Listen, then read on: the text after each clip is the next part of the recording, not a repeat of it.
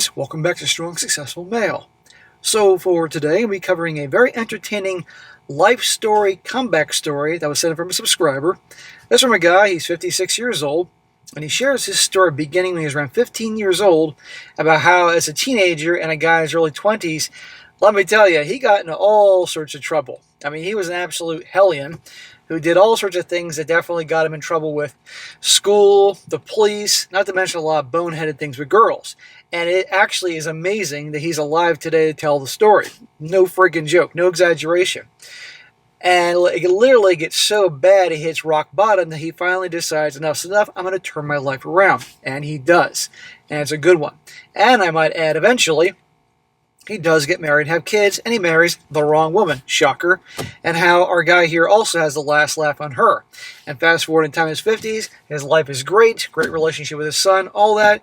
And it goes to show to all you guys out there that maybe are young, or maybe you're not so young, but you've made a lot of mistakes, you can turn things around. But you have to first make the choice to do it no matter what. And it ain't always going to be easy, but you can do it. So this is definitely a good one. And by the way, guys, this one is a story like this is long, spanning 40 years, so it's going to be 2 parts, probably about half an hour each. So I'll publish part 1 now, and then 1 hour later, I'll publish part 2, so you guys can get it all in one night. But real quick, before I get into the story, I announced yesterday, I'm going to say it again, I'm now officially on Locals and Patreon. There's 2 different platforms there. And I think you guys should definitely come by and check it out.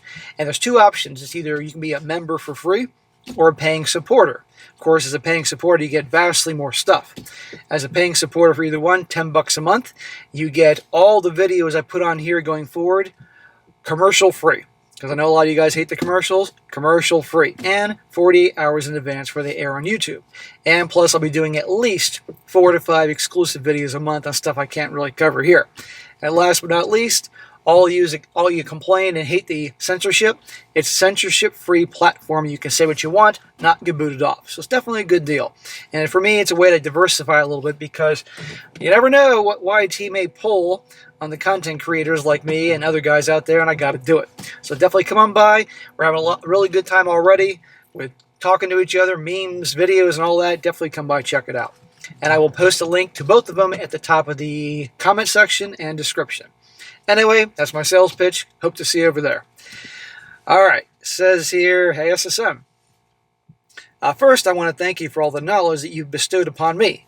You are, by far, as I'm concerned, the RP Messiah. Well, there's only one Messiah, and that ain't me. But I appreciate that. I'm just another guy, guys. I was surfing around on YouTube watching something regarding unfaithful women, and you popped up. I watched one of your episodes and paid attention. Listened and learned, and I wanted to learn more. I began consuming your content like a man possessed, thus began my RP journey. See, guys, you can teach an old dog new tricks. I'm no longer the clueless blue pill moron that I was. Unfortunately, it took me so long to learn about the nature of women, I no longer put up with any nonsense from anybody, especially women. You can't. Otherwise, they're going to take advantage of you, and they were always going to be testing you to see if they can get away with stuff. This is going to be a long story, many years wasted on an odyssey of pain and suffering. I'm currently 56, and I'm evidence that you can teach an old dog new tricks. It's been a long time, and I'll do my best to recall events and the timelines for each significant moment. I made lots of mistakes in my life, but I figured the best place to start is when I began dealing with the opposite sex, let's just say around 15 years old. Yeah, 15 years old is when girls started paying attention to me, and I began doing a lot of dumb things too, but I learned. I gave girls back then way too much attention, getting none in return. What a great deal for them. I will break this down by each significant and painful experience, no real names used, of course. He says the first one is hoe bag number 1, between ages 15 and 16 years old. We will call her Hannah. My first S-word experience. I met her at a party and quickly ended up in a bedroom at my friend's house losing my virginity. By the way, I was an average-looking guy back then, 5'7", fit. I lifted weights and had some muscles. My parents both were college-educated. Father was a lawyer and my mom a teacher. We were upper middle class, nice house, nice cars, nice furniture, plenty of food. I wasn't spoiled, but never left wanting either. My parents were caring and loved my brother and I, wanting the best for us. They took us on very nice vacations every year.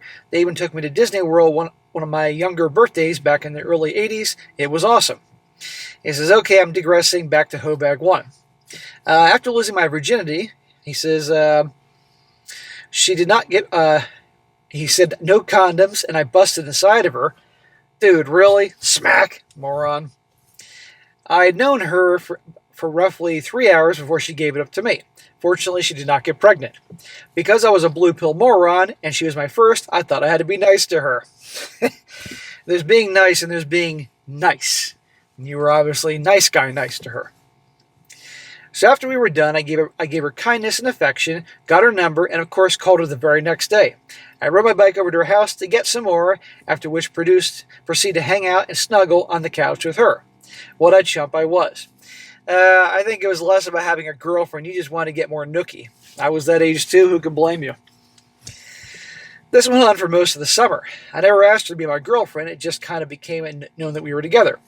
Yeah, but you don't make the girlfriend who hooked up with you at a party where other people are drunk and carrying on after knowing you a couple hours. That ain't girlfriend material, dude.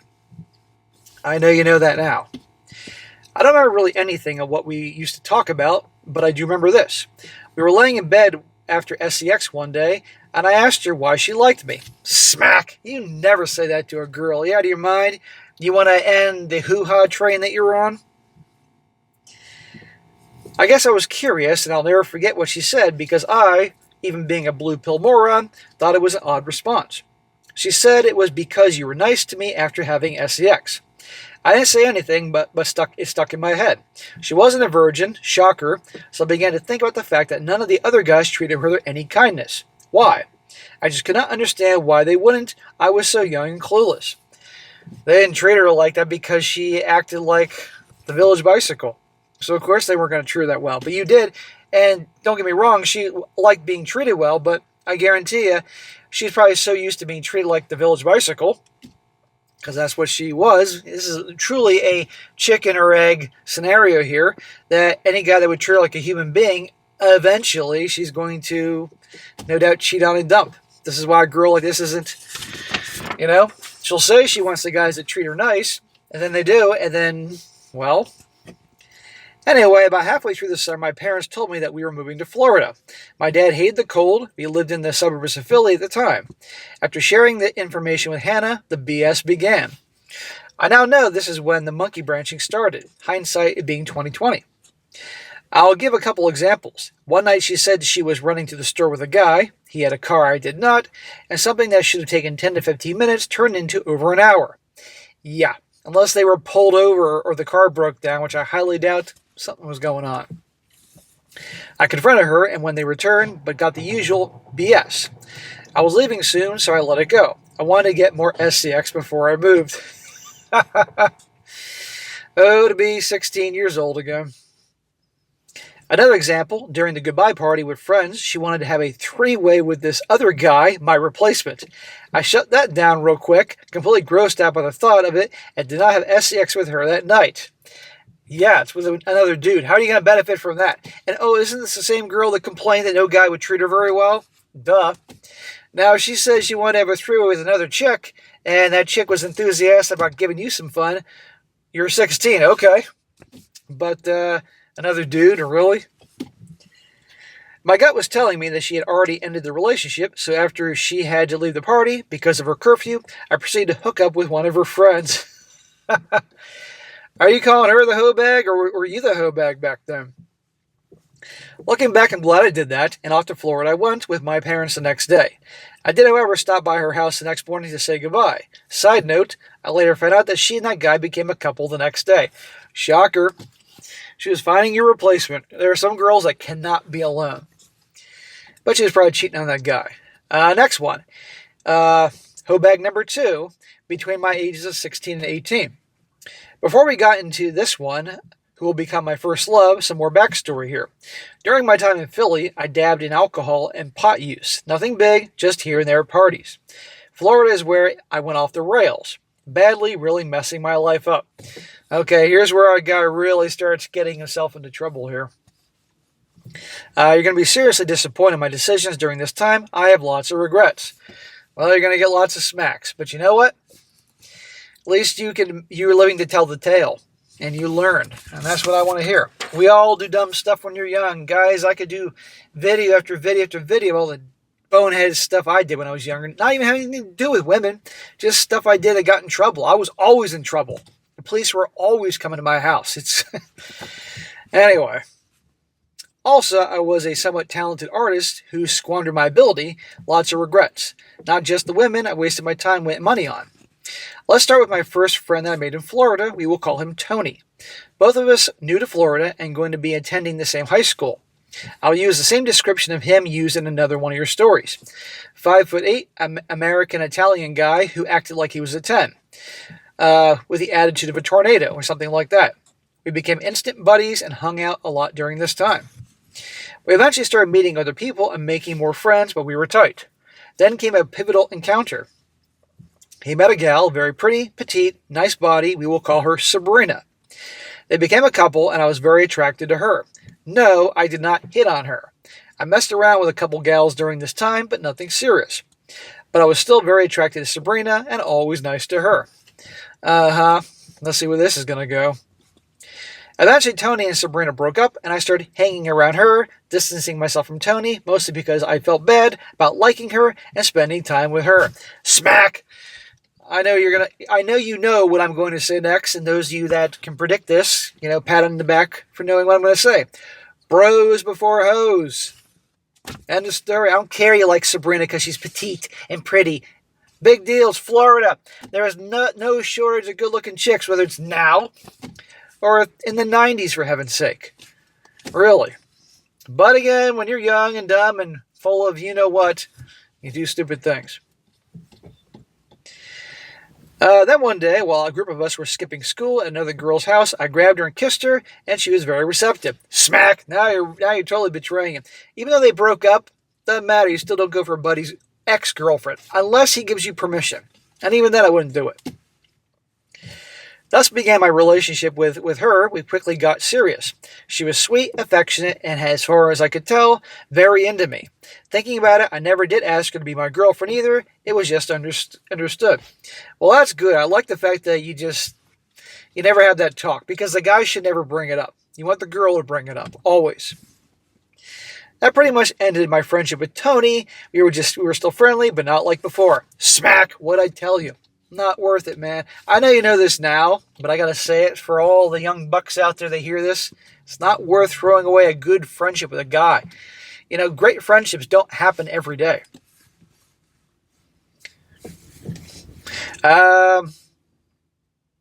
Within 2 weeks, we were having a lot. And damn, did she look good naked. Yepers, little head doing all the thinking for me. Yep, dude. I know. I was that age once, too. Now, during this time, I started skipping school quite a bit to spend time with her and, of course, have you-know-what. I also started drinking more, smoking pot regularly, and trying other drugs like acid. I really, really like the acid. Smack! It's one thing having some beer and some pot here and there, but when you start getting the other shit, that's just stupid. I know some people are going to come out here and be like, oh, no big deal, SSM. Come on. I can't lecture you on skipping school. I skipped school all the freaking... My little sister used to forge the signature of my mom. I was always going to the doctor's or a funeral or something. She could totally write my mom's handwriting and get me out of school. I was always skipping school. Until I got busted my senior year, and they told me that if I skip any more school, I won't graduate. That's when I behaved myself for the rest of the senior year. But ideally, shouldn't be skipping school. But I did the same thing. I can't say shit. And yes, I drank a lot of beer during school. High school, not in school. I grew my hair long. Did that too. Started dressing like the druggies and becoming a problem for my parents. They had no clue what was going on. I became a bad boy, which probably made me more attracted to Sabrina. I was popular, outgoing, and a fun guy to hang out with. I met some other guys in their 20s at the time who got very good drugs and would hang out with them. I was the guy you came to if you wanted party supplies. I was also making money as the middleman and got my supplies for free. My grades went directly down the toilet. I'm above average intelligence, but put no effort into school. Smack! Oh, dude. See, I never went that far. The only illegal things I sold were illegal fireworks. One can debate back and forth on that, between that and the drugs. But regardless, and I grew my hair long too, like you. Can you guys picture me with long freaking hair? I had a ponytail, and I had freaking 2-hoop silver earrings here, tattoo by the time I was 17 in my back. Yeah, I got girls then too. Wasn't too hard. That was my phase. But I learned it wasn't me. And anyhow. Anyway, during this time, Sabrina told me she loved me. Hey, how wonderful. I liked her a lot, but wasn't sure about love. This made her chase me even harder, and spending a lot of time providing party supplies for various people kept me busy, so she got less attention than she wanted, which made her chase you more. Then one of the few days I actually showed up for school, she came to me and told me another guy grabbed her and kissed her. I saw red and wanted a pound of flesh. Uh-oh. I hunted this guy down at the mall, and he was at McDonald's eating when I walked up to him, grabbed his burger, and smashed it in his face. I told him either to step up outside or I'd drag him out. We went outside. I proceeded to work him over. Sabrina watching from my buddy's van. I enjoyed fighting back then. Well, if what she's telling was accurate, we can all question that. Yeah, he, without her permission, kissed her and grabbed her and all that, so you're protecting your girl. But, guys, don't ever think for a second that there is a woman walking the planet that wouldn't at least once would want two guys to physically fight over that. They love it. And some take it to a whole new... Some girls will start fights on purpose to see their guy defend them because they love it. You don't need those types. That beatdown I delivered kept the other wolves away for a while. Sabrina was all over me, doing all sorts of shit for me. Love notes every day, no cell phones back then.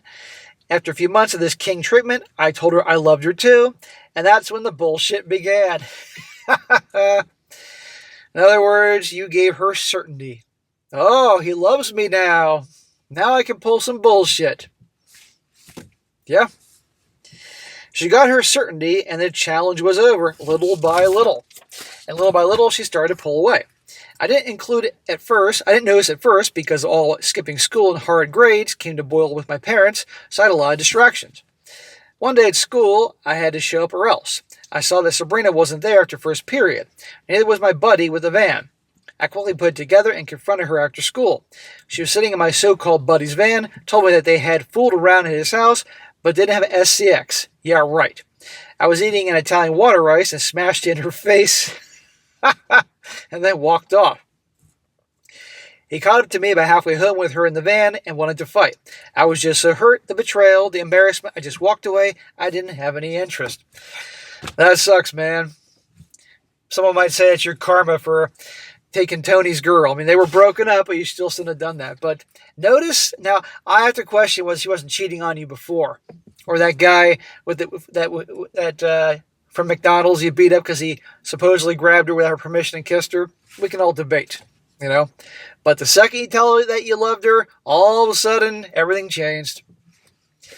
Doesn't make a difference what time period it is, guys. Women are women, guys are guys. It's all relevant. Looking back, I wish I could have cleaned his clock. Eventually, I dropped out of high school and got my GED, only had to take it once. I got a job and kept selling party supplies. Sabrina manipulated her way back into my life a couple times, always ending badly until I finally had enough and moved on. That was my first experience with love, and it really hurt. Well, very rarely does our first love not end in pain. Mine sure as hell did. I'm sure the most of you guys out there, it did. But that's usually a learning experience. All right, next segment of his life, from 18 through 24, he calls the Chad years. I would call these more like the reckless, dumbass, criminal years he almost died. But anyhow, as you can expect, after that, I wanted nothing to do with relationships and just used and abused every gal I encountered.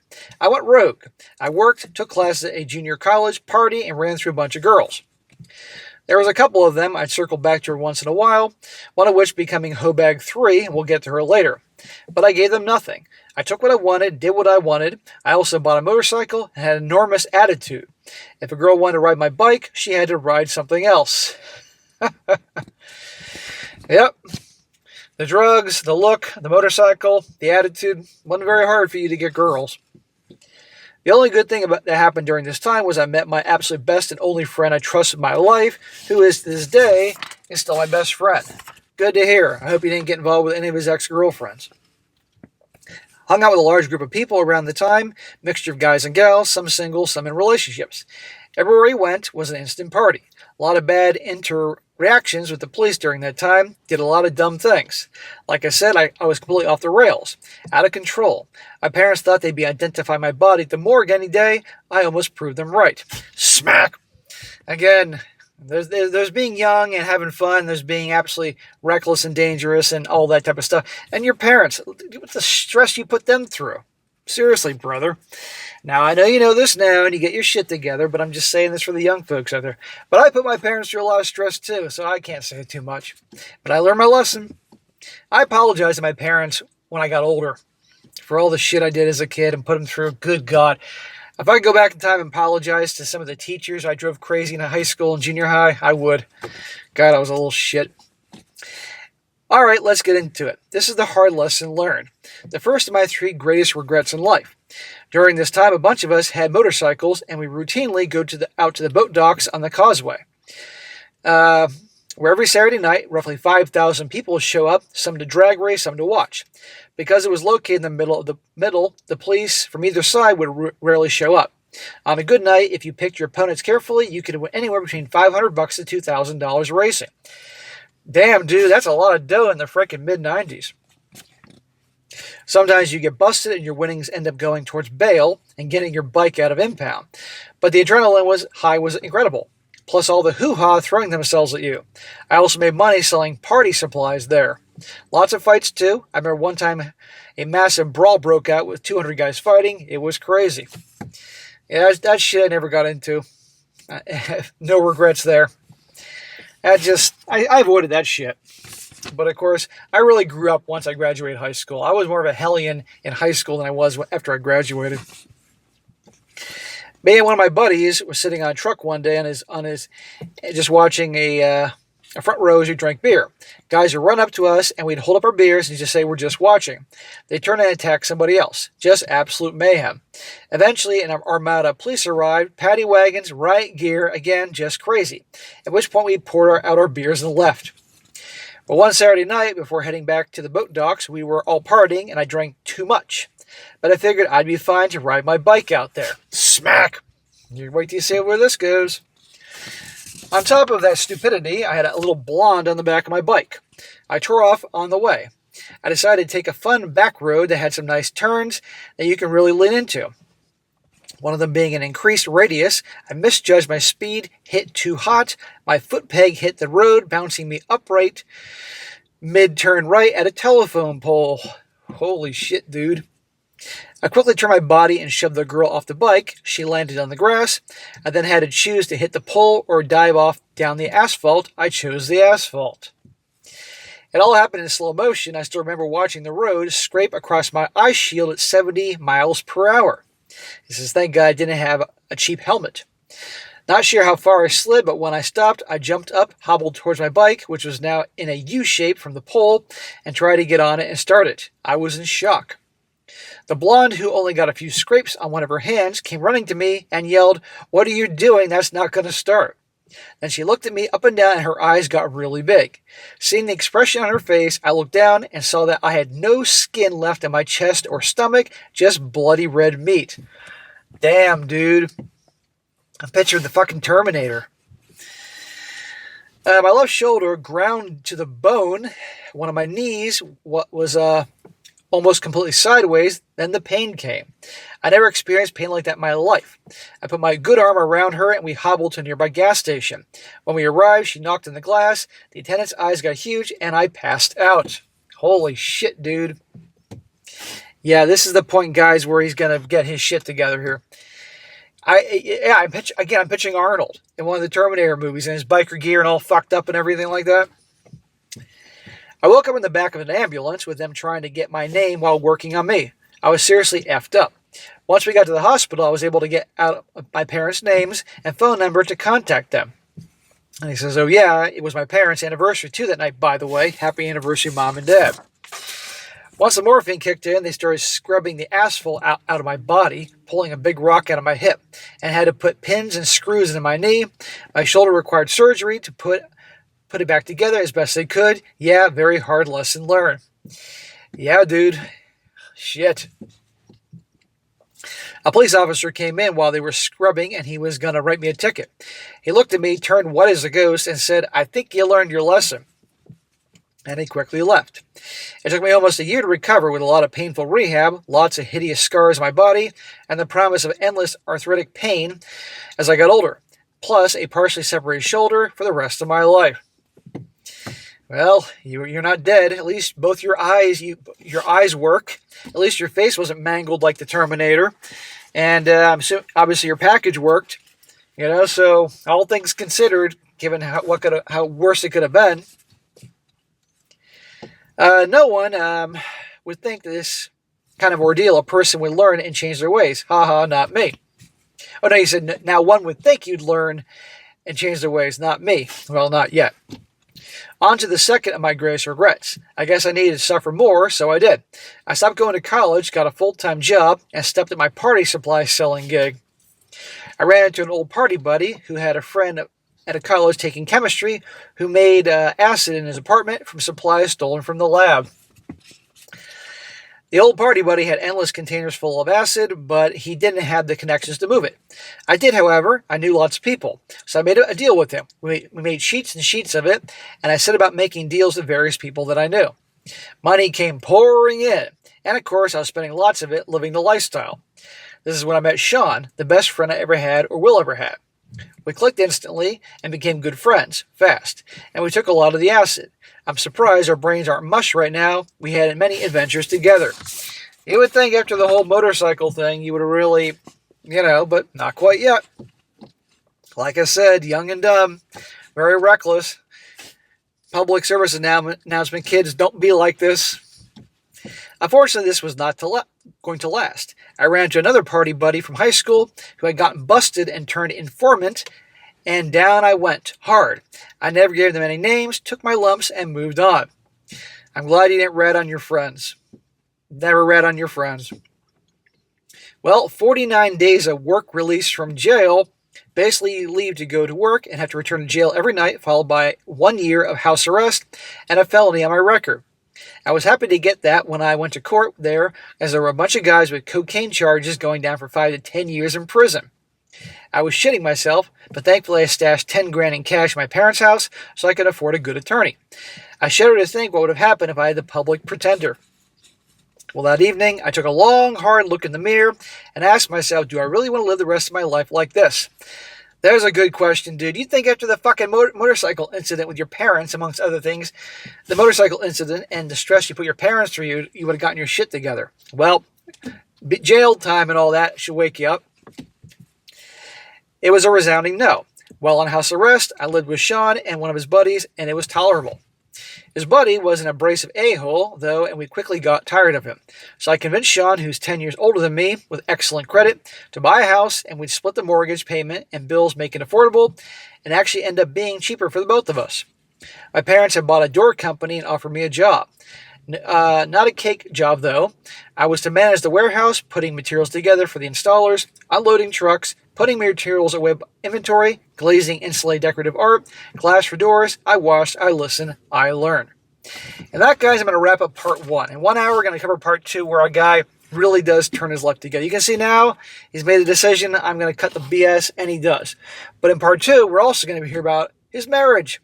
And while he now stays on the right side of the law and does a lot of things right, in the marriage, marries the wrong girl, and some things happen. But it will end on a high note where a guy has the last laugh and the harpy of a wife he marries, amongst many other things. So, guys, you like to hear a comeback to this whole story here?